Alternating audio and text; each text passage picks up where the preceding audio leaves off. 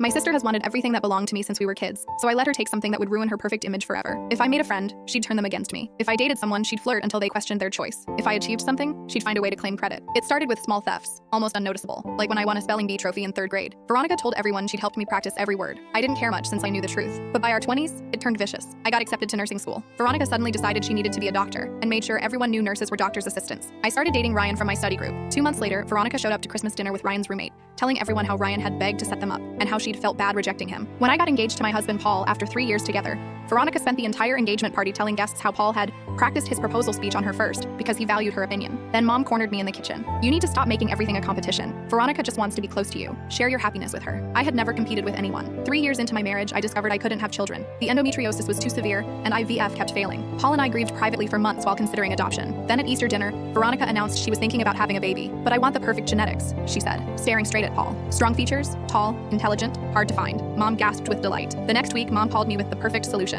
Veronica needed a sperm donor. Paul was handsome, successful, already proven he had good genes from his nephew. Think how wonderful, the cousins would basically be siblings. Veronica gets a baby, you get to help create life differently. I asked if this was Veronica's idea. Does it matter whose idea? She agrees it's perfect. Paul was horrified when I told him, but the pressure mounted daily with Mom calling, Veronica dropping hints about keeping things in the family, and even Dad saying it would heal everyone. That's when I decided to give Veronica exactly what she always wanted, everything of mine. I started my performance slowly. At Sunday dinners, I'd mention how Paul and I were reconsidering children entirely, how fulfilled we felt just the two of us. I'd leave fertility clinic pamphlets visible when Veronica visited, always tucked under magazines like I was hiding them. I told Mom in fake confidence that Paul had been diagnosed with a genetic marker for early onset dementia, but we were keeping it quiet for his career. I knew she'd immediately tell Veronica despite promising silence. I acted increasingly desperate about wanting children while Paul stayed distant from the topic in public. Then I planted the seed. During wine with Mom, I mentioned Paul's cousin who'd just had a baby. Beautiful child. Actually looks just like Paul's family. Same eyes and everything. His cousin Derek is single and was joking about being a donor for someone since he wants to spread those genetics. Mom's eyes lit up exactly as I expected. Within 2 weeks, Mom had orchestrated a dinner with Derek invited. Derek was charming, accomplished, and everything Veronica valued on paper. She practically glowed when he mentioned his Harvard MBA and investment portfolio. When Derek casually mentioned considering sperm donation for the right situation, Veronica immediately started her campaign. She pursued Derek relentlessly, convinced she was stealing another prize from me since he was Paul's family. She fast-tracked everything, paying for expedited testing and legal paperwork. She even bragged at my birthday dinner. Derek's perfect. Paul was always too soft anyway. I'm getting the better genes.